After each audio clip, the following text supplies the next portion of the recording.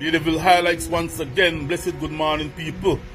And this morning we want to announce that yesterday we received a barrel of supplies from New York, thanks to our friends in New York City.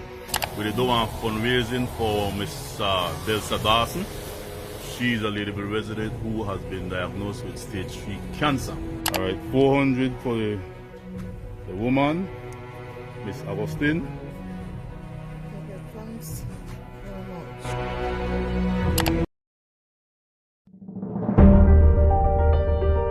Many are times when we get an inner call to help our fellow human beings, but we come up with excuses why we can't. We say to ourselves, we are not capable, we don't have enough, or we don't have the means. But if we will carefully look within ourselves, we will realize where there is a will, there is always a way. This is the story of a Belizean couple changing lives in their community with something as common as a smartphone. We get to know how they've managed to feed and help a lot of people with the use of their smartphones and the motive behind their Facebook page, Ladyville Highlights. It is my hope that this video will inspire us all to help humanity with the little that we have and to support Ladyville Highlights in their quest to change more lives within their community in Belize. This is their story.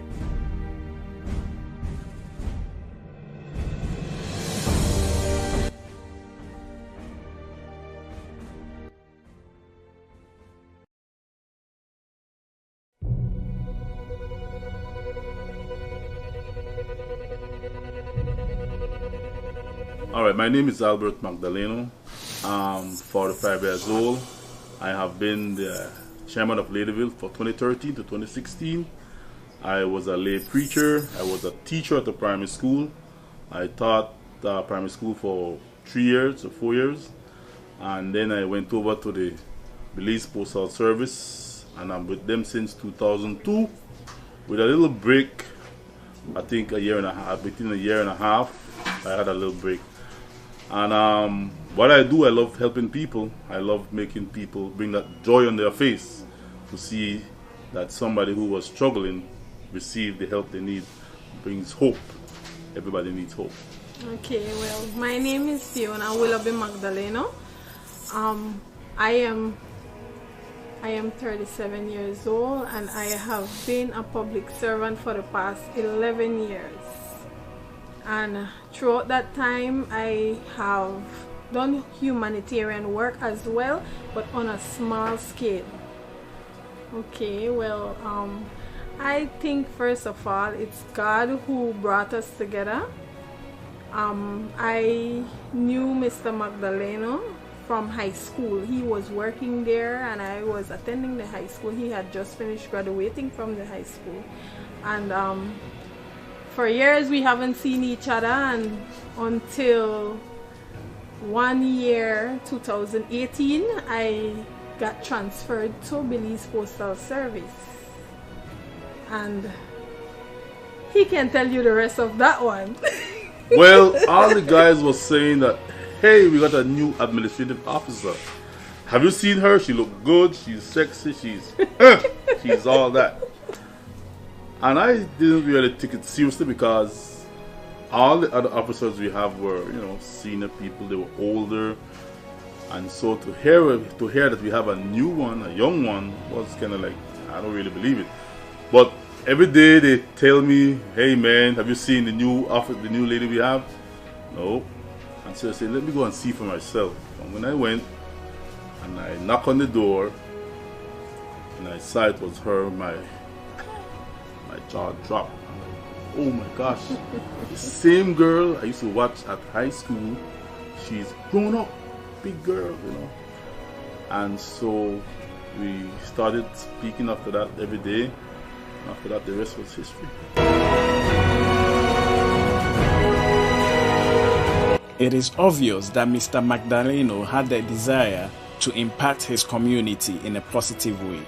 His master plan: to start a Facebook page called Ladyville Highlights.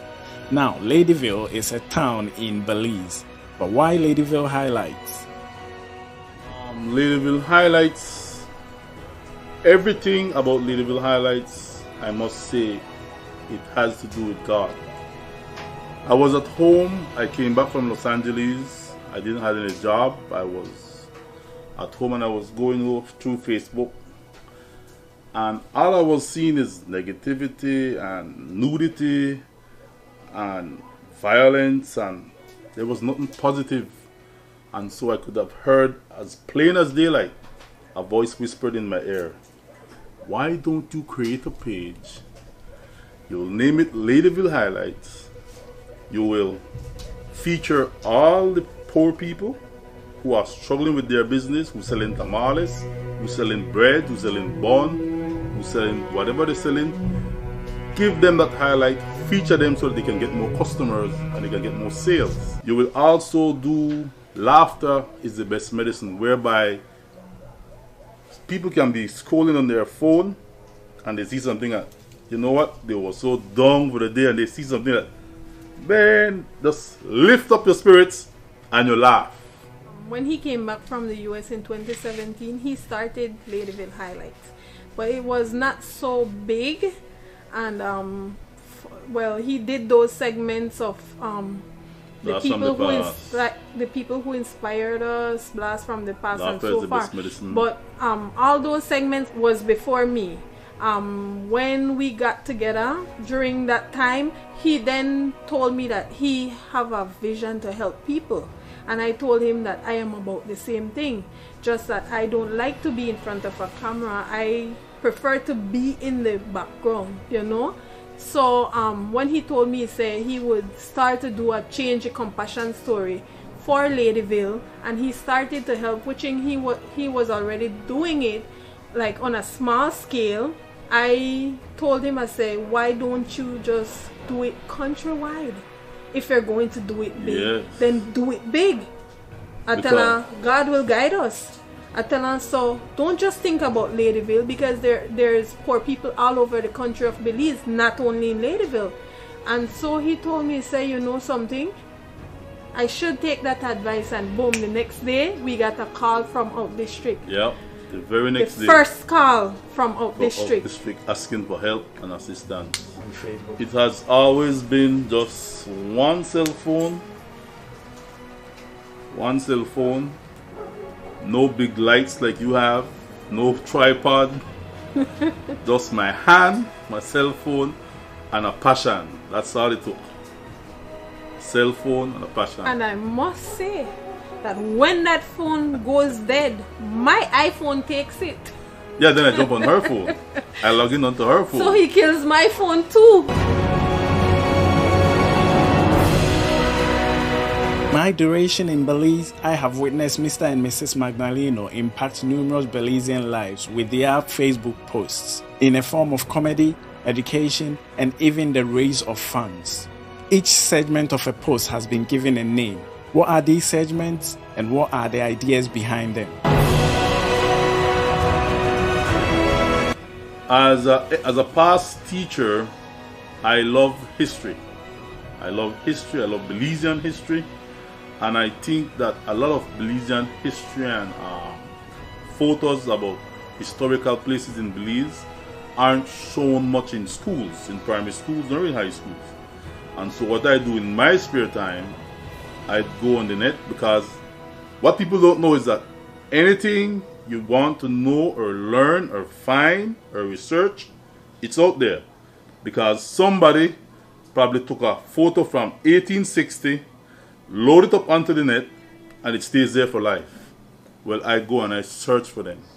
I search for old videos about Belize, and I grab it, I read up about it, I create a post about it, and I put it out there. I put it out there for several reasons. To promote our country, Belize, that we have a history. We have a rich history. We have a very interesting history. And that as a people, we have come from way back then to where we are now. And also to educate our young people, because my grandmother used to always tell me about the worst hurricane she experienced, which was Hurricane Hattie. But she always talk about Hurricane Hattie this, Hurricane Hattie that, and so many people lost their lives and the water came that high. All I can do then, before Facebook and before the internet, was to use my imagination. Oh man, my poor granny, I wonder where it gone through. But then bam, came the internet. Along with the internet came photographs of captured moments of the hurricane, took by various people and loaded onto the web. And so I go on Google and I search Hurricane Hattie Belize, and all of these pictures come together, and I grab them and I put them together, and then I give it my own twist. Another reason why we do the blast from the past too is because a lot of our youths don't like to read. Right, that's they don't like to read. So if you don't like to read but you're into social media, you can still get the same thing from social media. Once it is positive and you put it out there, it is with pictures. So it's not just something for you to read. It is with pictures, and you find that the youths will grab that and they will look on it. A story that he put out with a person who did the first rocket. Yes. First rocket. That was a Belizean person who built the first rocket. Yeah. So a lot of us don't know this. A lot of people didn't know that.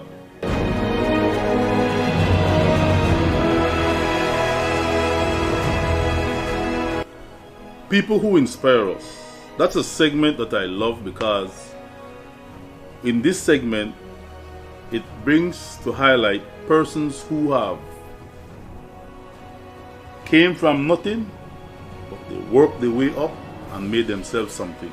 Something that another poor young individual can look and say, man, if Mr. So-and-so did it and he didn't have anything, then I can do it too. So that is supposed to inspire hope and to build confidence that if he can do it, then I can do it as well. For example, I have, there's a guy in Ladyville by the name of Mr. Dellin. I knew Dellin from he was a kid. All Dellin wanted to do when he says, what do you want to do when you get big? I want to fly plane. And he went to school, he graduated from high school, and then he moved on to sixth form, and from sixth form he says, I'm going to pilot school. He went, and today he's a 4-bar pilot for Tropicare. There's another young man, Mr. Hernandez. He also flies for Tropicare. These are young boys who I saw grow up in Ladyville, but they were determined, they were ambitious, and they studied hard with their parents' support, and they fulfilled their dreams. And so it is people like these that I feature on People Who Inspire Us, because they inspire me. And if they can inspire me, I'm sure they can inspire other young people to work hard, study hard, get that education, because with that education, it can take you places. With that segment, People Who Inspire Us, I could have nothing. I could be very poverty stricken. And once there's no opportunity for me, then I have nowhere to go. But if I am at the bottom of the barrel and I put myself out there, now with Ladyville Highlights, these people can put themselves out there. I want to do that. And somebody, somewhere, some part of the globe will see their story and will reach out and say, you know something? I want to invest in that. I want to invest in that person. So that's what Ladyville Highlights does through the People Who Inspire Us. There are other inspirational segments on Ladyville Highlights Facebook page, like Be Your Own Boss, where Mr. and Mrs. Magdaleno encourages Belizeans to start their own businesses and advertise it for them as well. However, there is a humanitarian segment, the segment that drew me to their cause, Change the Compassion Story, where Mr. and Mrs. Magdaleno reach out to donors all over the world through their Facebook page to raise funds and substances to support the needy within their community. When you hear Change the Compassion Story, we feature people who are going through certain situations in life. For example, it could be a person who is sick bedridden. It could be a person who has a sick child, an autistic child who needs assistance. It could be a single parent who is going through a rough time at the moment. It could be anybody it could be any story that speaks to something that someone is going through. Throughout the time that we have been doing it, I think there were 2 stories that touched me in that. You have the same Mr. Miller. This is a man who is bedridden, has 2 large bed sores. He cannot do anything for himself. I mean, when my husband got to meet him, he had already given up. This man haven't had a bath for 4 months. He lied there, was just waiting to die. He had given up? Yes. He had given up, and he said that he, on his Facebook, he tried to reach out. Can somebody out there please help me? I need diapers. Can somebody please send me a plate of food? Can somebody please bring me some water? Because he can't move. He has a spinal problem where I think his spine is degenerated, and so he's confined to a bed. And before that, he used to be in front of Augusta Juan, sitting in a wheelchair, begging for hands out from passerbys. But when his back really started bothering him, that's when he got confined to a bed. And so he was on that bed for months, and but nobody knows Mr. Miller. So when he puts out his posts out there asking for help, hey, who are you? Nobody knows. And it's so funny because it was a person from in the US from Texas who reached out back to us to say that this man needs help. Who contact me because they see the work that we do on social media. A lady, Miss Vernon in Texas, I can call her name, but Miss Vernon, and she kept harassing me for like 2 weeks straight. Please go and see this man. Please go and see this man. I'm like, I don't know this man. And so one day somebody said, listen to the lady and go and see the man. And when I went and I saw Mr. Miller, he looked down, he looked frustrated, depressed. He looked like he had just given up hope. And he said, Mr. Albert, like this, he said, Mr. Albert, he said, thank God you came. He said, because I was prepared to lay here and die. Don't eat, don't drink, and just close my eye and hope to just one day die. That was how bad it was. And so I listened to him and I said, oh my gosh, I should have come here from the time this woman in the States told me to come. It took me 2 weeks before I decided to pick up this man's cars. And I said, you know, Mr. Miller, I'm going to do something for you, but I need a permission to record you. I need a permission to record you so the world can see, so Belize can see, and so Christians all over can see what a man is going through right in this room. Not a big room, a small little room. And I videoed Mr. Miller, and he poured out he spoke from his heart. Because anybody who saw the video was touched. He spoke from a broken heart. He spoke from a heart that was like, man, I'm about to give up. But hope came in his life that day, you know. And after we did the video with Mr. Miller, a pouring of love came tremendously. And it gave me goosebumps. People still ask about him. People still total reach out, strangers, people who I don't know, but they saw the video. They said, man, he reminds me of my dad. I'm sending 200 to help him. He reminds me of an uncle. I'm sending you 150. Hakim Shipyard gave him food every day. Yes, Hakim Shipyard in Ladyville. They pledged to give him food every day until the COVID came down, and then the hurricane came, and the man was saying business is bad. I really can't do it anymore. I said, don't worry about it, but thank you. Other people reach out and other people help. Step up to the There were people from New York, there were people from Los Angeles, there were people from Atlanta who sent a regular donation for us to help Mr. Miller, and you could have seen where he put on weight. He looked good. We even had a barber go in and give him a haircut. Up to now, the barber would drop in from and time give him to a time. haircut. And so, for me personally, Mr. Miller stands out as one of the persons who inspires me, because his compassion story changed the day I videoed him. Mr. Miller's story is just one of many, if not hundreds, of compassion stories that has been changed by this dedicated couple with the help of their donors. In a country where social support seems non-existent, what are some of the challenges they face and how are they able to motivate themselves to keep changing lives? Challenges are many in that my wife and I, we are regular workers. I'm a postman. I work with the post office. She's a finance officer in Belmopan. And then the finances that we help people, it's not from us. And so one of the challenges we face is that people have this misguided idea as if though we have the money here. We don't. We don't have it here. We're struggling just like them. We are working people just like you guys out there. We have a job. We go from work 8 to 5.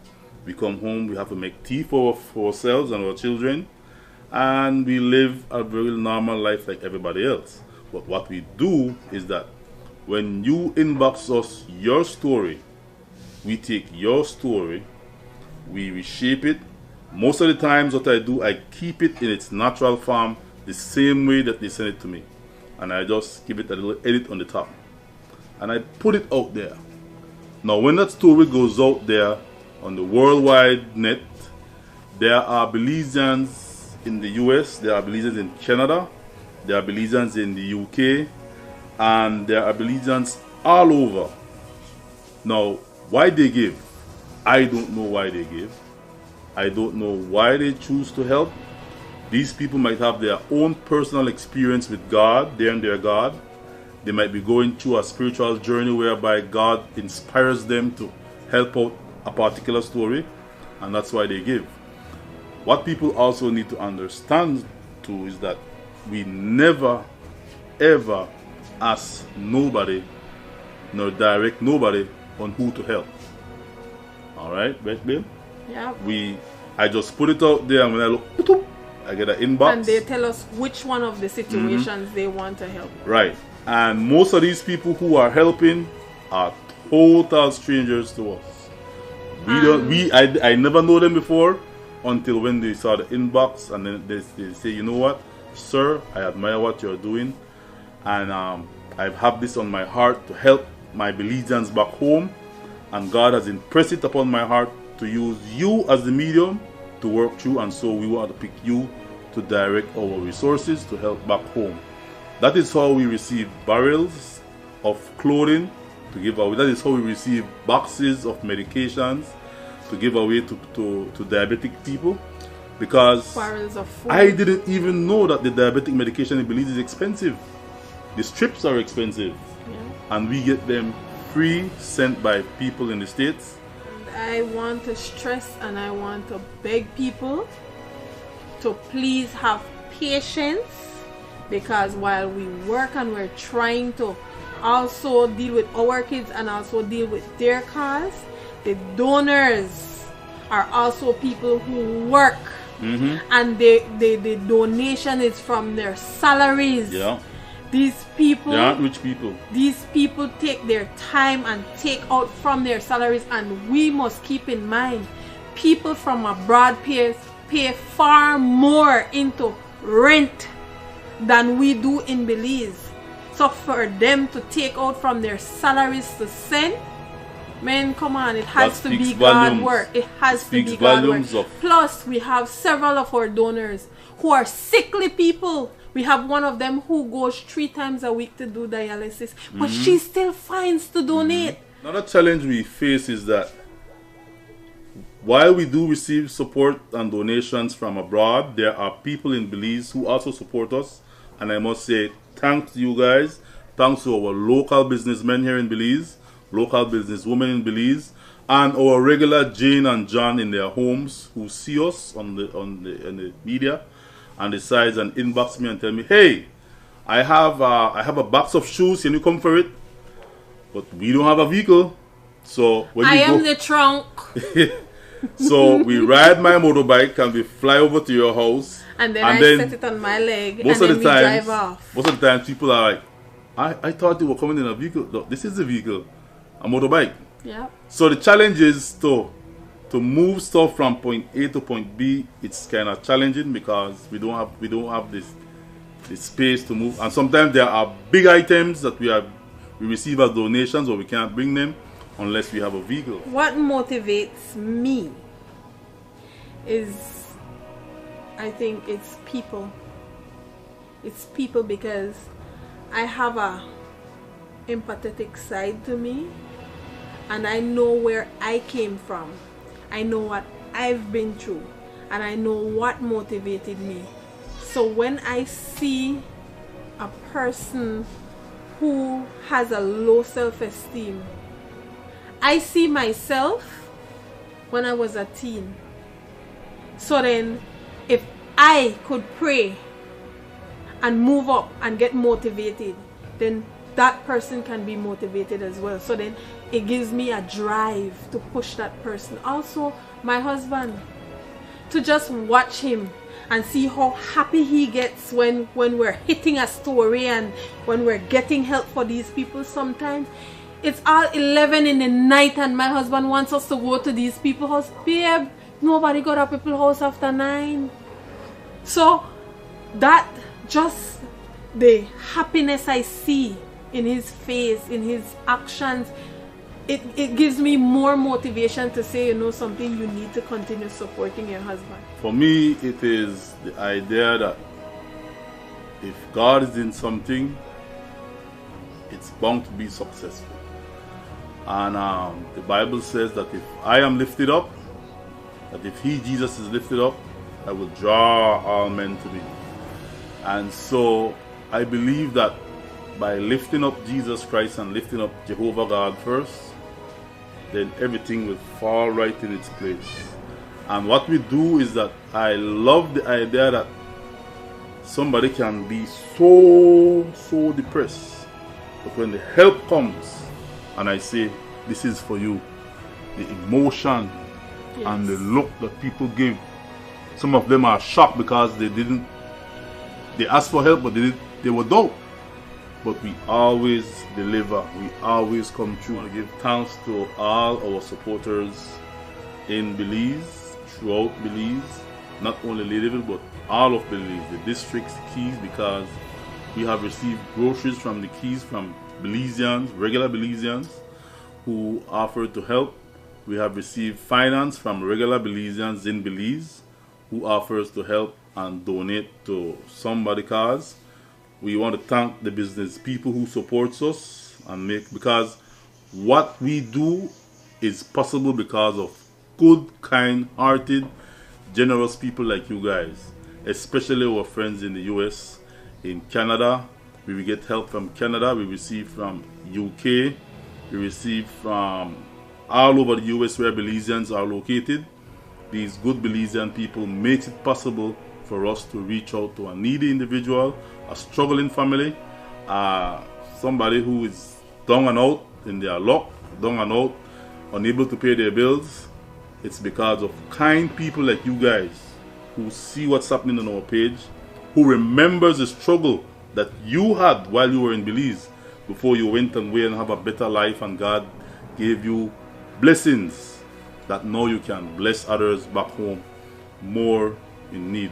So we thank you guys because your kindness is what makes Ladyville Highlights a success, because we on ourselves, we don't have it, and that's the honest truth. We don't have it, but you guys make it possible for us to help the needy and the suffering. You guys can reach out to our Ladyville Highlights page by sending a message through the messenger, or you can call my husband at 626-0570 or myself at 623-1373, and then we can talk about what you want to give, how we can get it, what medium we will use, and all those things, so that you can help. Or you can probably call us and ask us how you can help, and then there we will discuss how we can get the help from you and what will be the help that we need. And if you have stuff in your homes that your kids have outgrown, the clothes, the shoes, we know in the States they might outgrow their shoes, but it still looks good. Send it, box it in a box, send it to us. we'll find individuals who can do good with those clothing and those shoes. Remember those the footwear. saying, one man's garbage is another man's treasure. Exactly. And there are people who would love and appreciate what you consider as garbage. Let's continue to give people hope, because the little you give can make a world of a difference in somebody's life. That's it. And I just want to say thanks, and let us continue to pray. A family that prays together stays together, and we're all a family. It doesn't matter where we are all a family.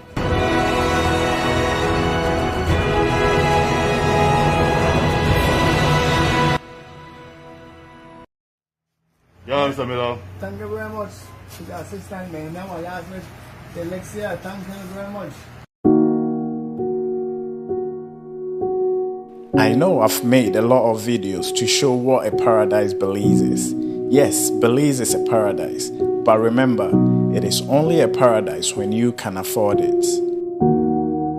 And through Ladyville Highlights, I've witnessed how difficult it can get for some people to even afford a regular meal. If you've watched this video to this point, may God bless you. It tells me that humanity is important to you.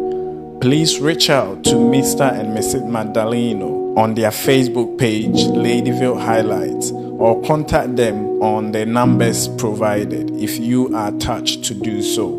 I will leave links in the video description, or you can message me on my Facebook and you will be a blessing. Please do not forget to subscribe to my channel, and may God bless you.